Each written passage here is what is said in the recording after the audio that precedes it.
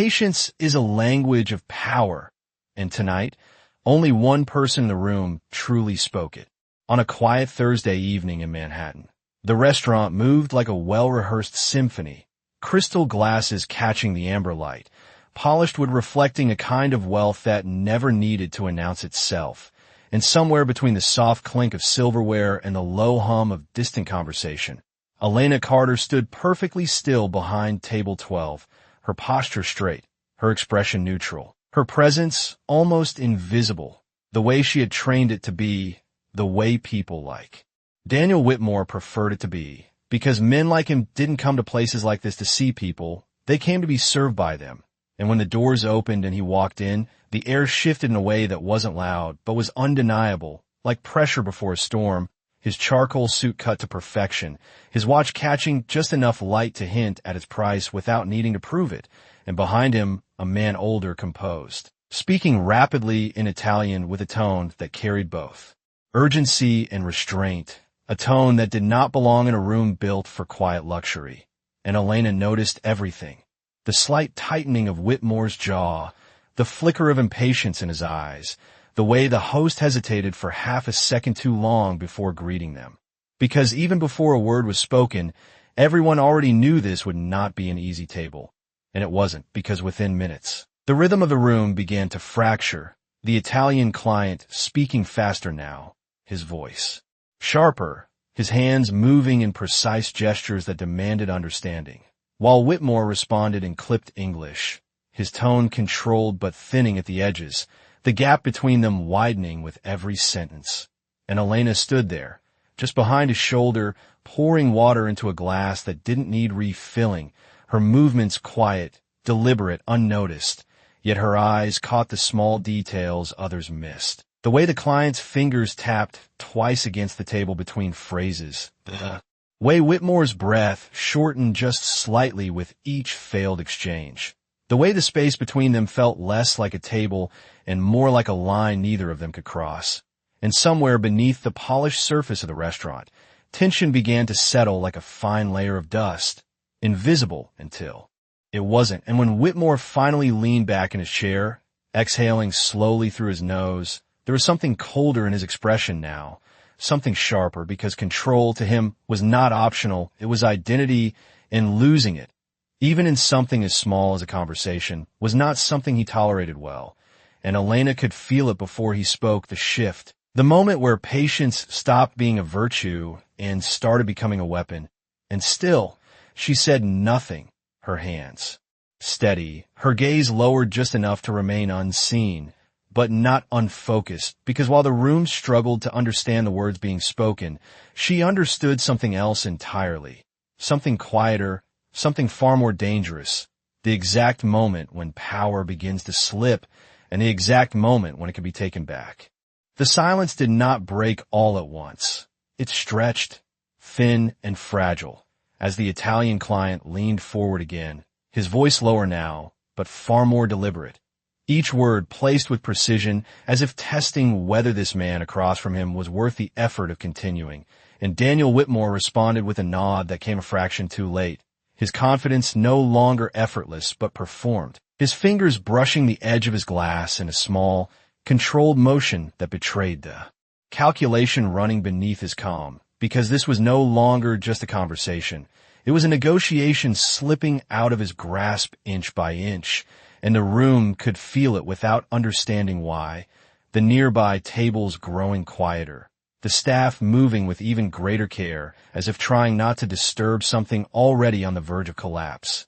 And Elena remained exactly where she was, just behind the line of sight, her presence unchanged, yet her awareness sharpened to something almost surgical. She could hear the rhythm of the Italian clearly now, the subtle shift from formal business tone into something edged with disappointment, the kind that did not raise its volume, but carried far more weight, and she recognized it instantly, not because she had studied it in a classroom, but because she had lived inside it once, long before she learned how to disappear. And when Whitmore finally spoke again, his voice cut through the tension with a forced steadiness that did not quite hold. He asked the host for a translator, the request polite in wording, but edged with impatience. And the answer came just as quietly. There was none available tonight. Not on short notice. Not for this dialect. And something in Whitmore's expression closed off at that, a door shutting behind his eyes as he leaned back, exhaling through his nose, the kind of breath that signaled a decision had already been made. And then he did something that changed the temperature of the table entirely. He switched to Italian. His pronunciation clean, but rigid, learned rather than lived, each word shaped correctly, but lacking the subtle flow that gave language its power. And at first it sounded impressive, enough to make a nearby diner glance over, enough to momentarily pause the client's frustration, but only for a second, because fluency is not measured in vocabulary. It is measured in instinct, and instinct cannot be memorized. And Elena felt it immediately, the small cracks in his phrasing, the slight misplacement of emphasis, the way certain words landed just a fraction off from where they should have. And the client heard it too. The faint tightening around his eyes, the polite nod that did not reach his expression. And then came the shift, subtle but unmistakable.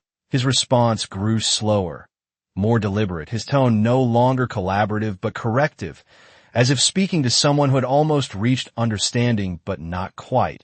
And Whitmore's jaw tightened again, the space between confidence and frustration narrowing with every exchange.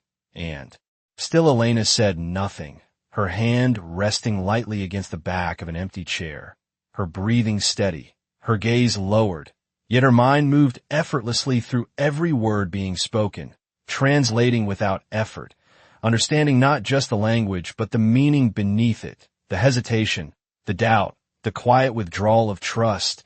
And she knew exactly what was happening. The deal was not collapsing loudly. It was dissolving silently. And the most dangerous part of silence is that by the time it is noticed, it is already too late. By the time the second glass of water was poured, no one at the table was truly listening anymore. Not in the way that mattered, because listening requires trust, and trust had already begun to erode in the quietest way possible. The Italian client, now sitting back slightly, his posture no longer leaning forward with interest, but settling into something more reserved, more distant, his fingers resting lightly against the table as if he had already begun to detach himself from the outcome. And Daniel Whitmore noticed it, not consciously at first, but in the subtle tightening of his shoulders, in the way his responses became shorter, sharper, less about understanding and more about regaining control. And that was the moment Elena recognized. The exact moment where a negotiation stops being a conversation and becomes a performance, where one side speaks not to connect, but to dominate, and domination, without understanding, is always fragile. And she could hear it in his Italian now, the rhythm flattening, the phrases becoming more rigid, the natural flow replaced by something rehearsed, something that sounded correct but felt empty. And the client responded accordingly, his tone still polite, but now unmistakably distant, his words carrying the careful precision of someone who had already decided not to proceed, but had not yet chosen how to say it.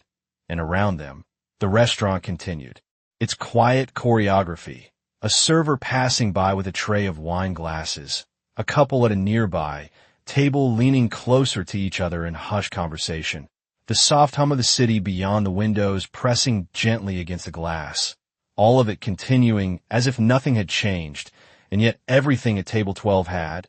And Elena stood there, her hand resting briefly against the back of Whitmore's chair as she adjusted its position by less than an inch, a movement so small it would go unnoticed. But it brought her just slightly closer, just enough to hear the shift in the client's voice as he spoke again, slower now, choosing his words with deliberate care, explaining something that Whitmore did not fully grasp. And Whitmore nodded, but the nod came too early, a fraction of a second before the sentence had even finished. And that was when Elena knew the outcome had already been decided, not by the final words that would be spoken, but by the accumulation of small misunderstandings that had gone uncorrected. And she felt the weight of it, not as pressure, but as clarity, because she understood both sides perfectly. She understood the language, the tone, the unspoken expectations that live between the words, and more importantly, she understood what was about to happen next. The polite conclusion, the careful withdrawal, the deal dissolving into nothing more than a handshake that meant less. Then it appeared, and for a moment, she did nothing because doing nothing was what the room expected of her, what her role required, what invisibility demanded. But invisibility is a choice, and choices can be changed.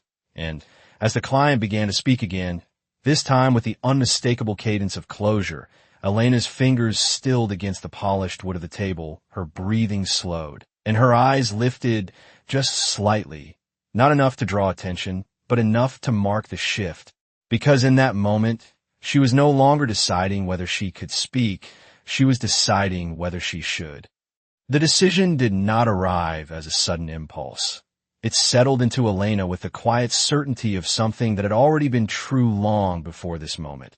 Her fingers lifting from the table with a stillness that felt almost deliberate, as if even the smallest movement needed to respect the weight of what was about to change, and the Italian client's final sentence hovered in the air, unfinished in its meaning but complete in its intent, the kind of sentence that politely closes doors, without ever saying the word no. And Daniel Whitmore leaned forward slightly, preparing to respond, to salvage, to assert control one last time, but Elena moved first, not abruptly, not in a way that would draw the attention of the entire room, but with a quiet precision that placed her exactly where she needed to be, just within the edge of the client's awareness. And when she spoke, it was not loud. It was not for the table. It was for him, her voice low, steady, and unmistakably fluent, the Italian not shaped by effort, but carried with ease, the cadence natural, the tone respectful yet firm.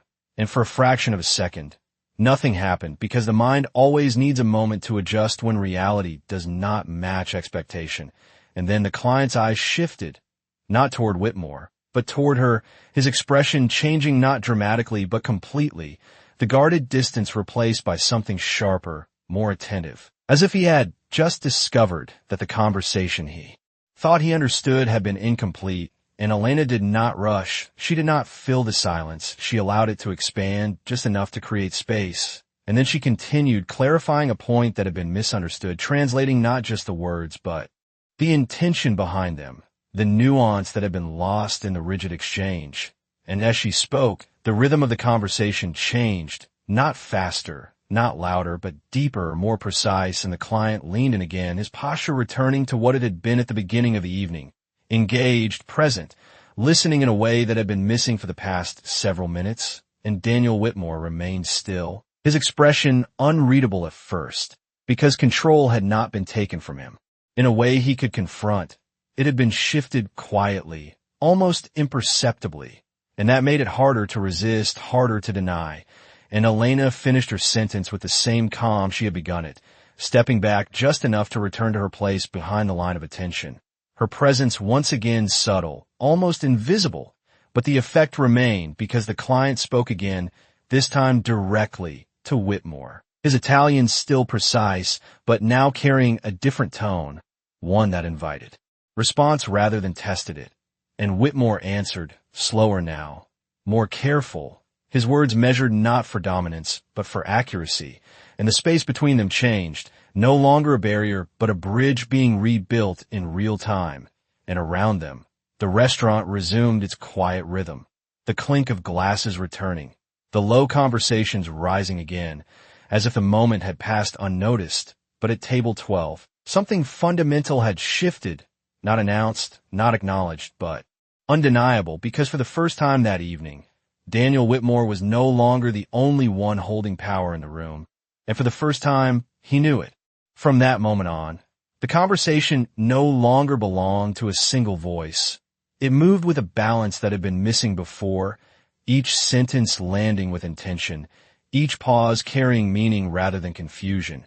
And Elena remained just outside of it, her hands returning to their quiet rhythm as she adjusted a glass that did not need adjusting, as she aligned a fork by less than a fraction of an inch. Movements that appeared routine, but were anchored in awareness, because she was still listening, still tracking the subtle shifts in tone and posture that revealed more than the words themselves. And the Italian client spoke again, his voice now steadier, his phrasing more open, as if the conversation had been reset to its true beginning. And Daniel Whitmore responded with a different kind of focus. Not the sharp, controlling edge from before, but something more deliberate, more precise, as though he had recognized that this was no longer a moment to dominate, but a moment to understand.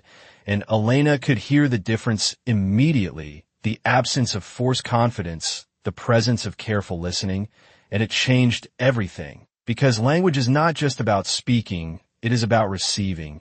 And for the first time that evening, both men were doing both. And the space between them no longer felt tense. It felt active, alive with possibility, and a quiet shift passed through the table, almost invisible, but unmistakable. The kind of shift that only happens when trust begins to return, not loudly, not all at once, but in small, precise increments, and Elena stepped back another inch, placing herself further into the background, her role returning to what it had always appeared to be.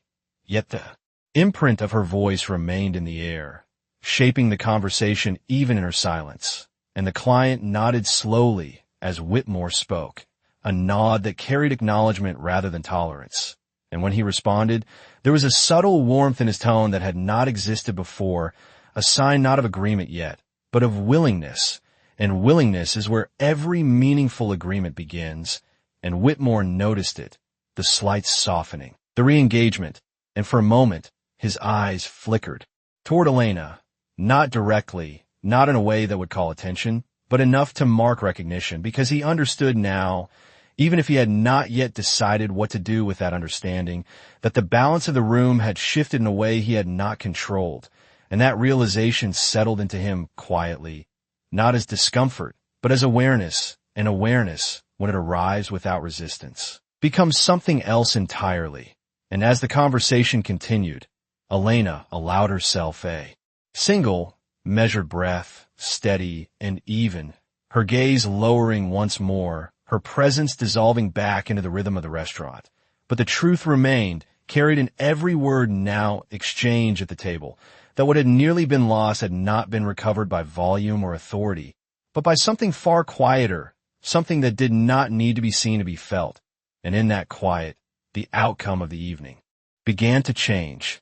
Time moved differently at the table now, no longer dragging under the weight of misunderstanding, but flowing with a quiet precision that made each second feel purposeful, and Elena could sense it in the smallest details, the way the client's shoulders had relaxed just enough to signal openness, the way Daniel Whitmore no longer rushed to respond but allowed a brief pause before speaking, as if he had learned that silence, when used correctly, could carry as much authority as words. And the conversation deepened, not louder, not faster, but sharper, more aligned, and Elena remained at the edge of it, her presence once again absorbed into the rhythm of service, her hands steady as she replaced a napkin that did not need replacing, her eyes lowered yet fully aware, because awareness had never left her. It had only shifted its role from intervention to observation. And as the client spoke, his tone now carried something new, a measured respect that had not been there before, not directed at Elena, not explicitly, but present in the way he now chose his words, in the way he no longer tested but explained, and that change did not go unnoticed by Whitmore, who listened more carefully now, his posture leaning forward not out of impatience, but engagement. And for the first time that evening, his responses matched the rhythm of the conversation rather than forcing it. And that was when Elena saw it. The moment the negotiation truly began, not at the start of the meeting, but here in this recalibrated space where both sides finally understood each other. And it was subtle, almost invisible, the kind of moment that would never be marked in a contract or recorded in minutes. But it was real, and it mattered.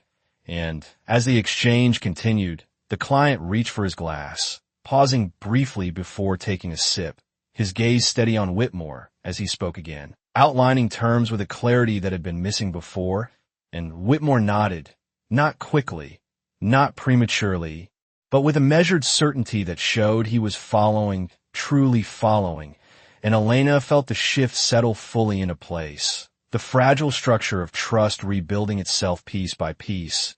And yet, even as the balance returned, there was something else now, something quieter but just as significant, a new awareness in Whitmore's eyes whenever they drifted, briefly and almost involuntarily, toward Elena, not with curiosity alone, but with recognition, the kind that does not demand answers but cannot ignore their absence. And Elena did not meet that gaze, not because she avoided it, but because she did not need to.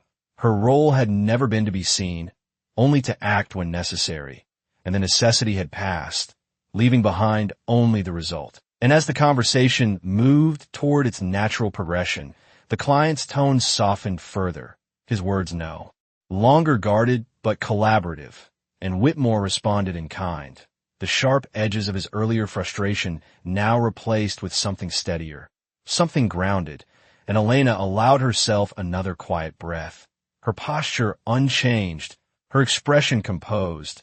Yet beneath it all, there was a calm certainty, not of control, but of completion, because what needed to be done had already been done, not through force, not through authority, but through a single, precise moment of clarity that had altered the course of the entire evening without ever announcing itself. And in that quiet, the true power of the room revealed itself, not in who spoke the loudest, but in who understood when to speak at all. By the time the main course arrived, the table no longer carried the quiet tension of a deal slipping away. It carried the controlled weight of something being carefully built, each word placed with intention, each pause respected rather than rushed. And Elena moved through it with the same quiet precision, setting down plates with a steadiness that mirrored the rhythm of the conversation, her hands never drawing attention, yet always exactly where they needed to be. And Daniel Whitmore noticed it now, not consciously at first, but in the way his awareness had expanded, no longer fixed solely on the negotiation, but attuned to the subtle presence that had shifted its course. And he found himself pausing just a fraction longer before speaking, as if recalibrating not just his words but his approach, because control, he realized, was not about speaking first, it was about understanding first. And the Italian client responded with a level of engagement that confirmed it, his tone steady, his posture open, his words no longer guarded but collaborative, outlining possibilities instead of limitations. And Elena listened without appearing to listen, her gaze lowered, her movements fluid, yet her awareness remained sharp, catching the small signals that revealed the true direction of the evening. The slight lift at the corner of the client's expression when Whitmore acknowledged a point correctly, the subtle nod that followed a well-timed response, the way his fingers no longer tapped against the table but rested still, a sign that the internal resistance had eased. And these are the details that mattered, the ones that could not be forced, only earned, and Whitmore was earning them now, not through authority, but through alignment.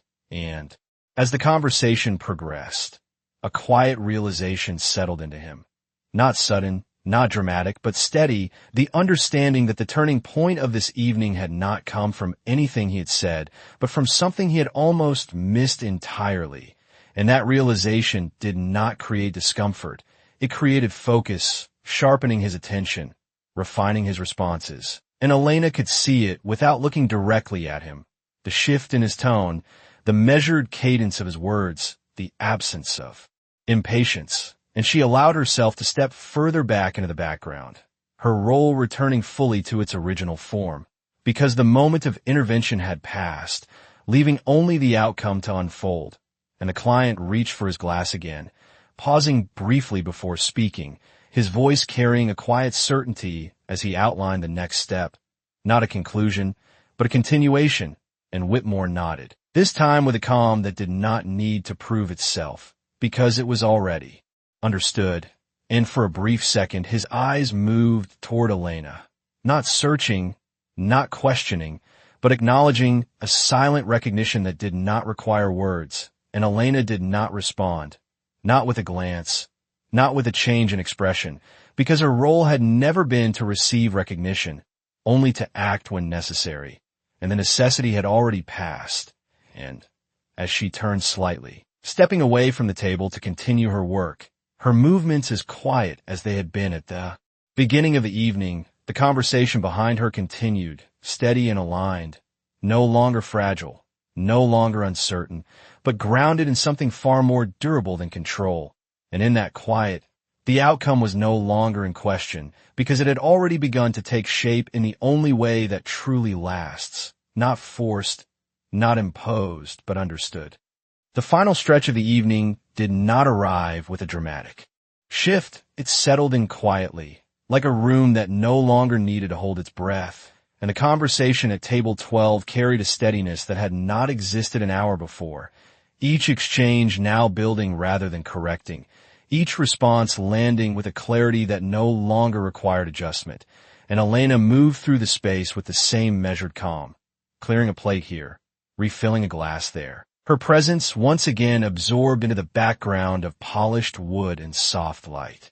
Yet the imprint of her earlier words lingered in every sentence spoken at the table, shaping the flow without being seen, and Daniel Whitmore felt it, not as a disruption, but as a recalibration that had sharpened his understanding, because he no longer rushed to fill silence. He allowed it to form, to reveal what needed to be said next.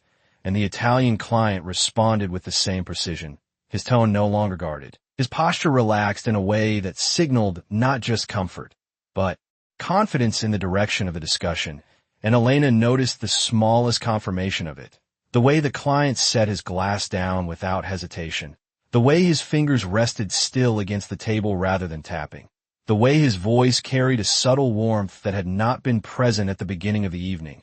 And these details, quiet as they were, marked the difference between uncertainty and alignment. And Whitmore matched it. His words no longer edged with control but grounded in understanding. And for a moment, the conversation paused, not because it had reached an end, but because it had reached clarity, and the client nodded slowly, his expression thoughtful, before speaking again, outlining terms that were no longer tentative but structured, a path forward rather than a polite exit. And Whitmore listened, truly listened, his focus steady, his response measured, and Elena saw it then. The outcome no longer forming, but already decided in everything except the formal acknowledgement, and she stepped back another quiet inch, her role complete, her presence once again indistinguishable from the rhythm of the room.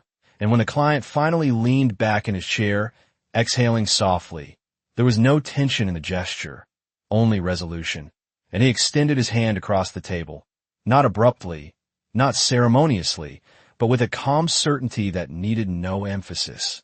And Whitmore met it with the same composure, the handshake firm but not forceful, an agreement understood rather than declared. And for a brief moment, the world around them seemed to continue as if nothing had changed, the soft clink of glasses, the distant murmur of conversation, the quiet hum of the city beyond the windows. But at table 12, everything had, and as their hands separated, Whitmore's gaze shifted once more, this time finding Elena not by accident, but with intention, and there was no question in it. No demand, only recognition, the kind that acknowledges what cannot be undone. And Elena did not hold the gaze, not out of avoidance, but because she did not need to. Her role had never required acknowledgement to exist, and as she turned, moving away with the same quiet precision that had defined her all evening, the space she left behind remained changed, not by her presence, but by what she had revealed in a single moment. That power, when it is real, does not need to announce itself. It only needs to be understood. The restaurant did not remember moments like this, not in any way that could be seen or recorded, because places like this were built to absorb everything and reveal nothing. The agreements, the tensions, the quiet shifts of power all dissolving into the same soft glow of evening light and polished surfaces, and yet something lingered, not in the room, but in the awareness of the people who had been part of it. And Daniel Whitmore felt it as he sat back in his chair for the first time that night, without tension in his shoulders, his fingers resting still against the table, his breathing even, because the outcome was no longer uncertain. It had already settled in a place with a quiet certainty that did not require confirmation. And across from him, the Italian client mirrored that calm, his posture relaxed, his expression composed, the earlier distance replaced by a steady sense of mutual understanding. And they spoke again, not to negotiate, but to align the final details there. Voices lower now, more measured, as if the real work had already been done and what remained was simply to acknowledge it. And Elena moved through the final moments of service with the same quiet precision that had defined her presence from the beginning, clearing the last of the plates, adjusting a glass that had been shifted slightly out of place, her movements seamless, her expression unchanged. And to anyone watching, she was exactly what she appeared to be, a waitress completing her duties in a room full of people who would never think to look twice. But Whitmore looked, not openly, not in a way that would draw attention, but with a quiet awareness that had not been there before. Because he understood now that what had shaped this evening had not been visible in the way he was used to. Recognizing influence, it had not come with titles or introductions or authority. It had come quietly, precisely, and without asking for acknowledgement, and that realization did not challenge him. It refined him, sharpening his understanding of what power actually looked like when it was not performing.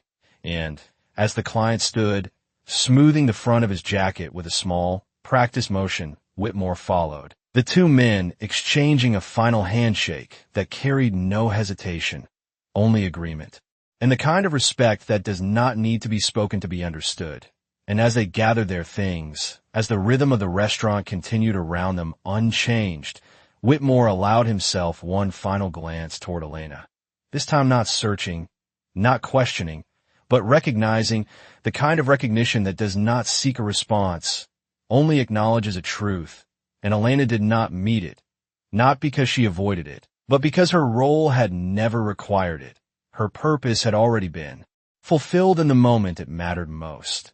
And as she turned, stepping away to attend to another table, her presence dissolved once more into the quiet movement of the room, leaving behind no trace that could be pointed to, no moment that could be replayed.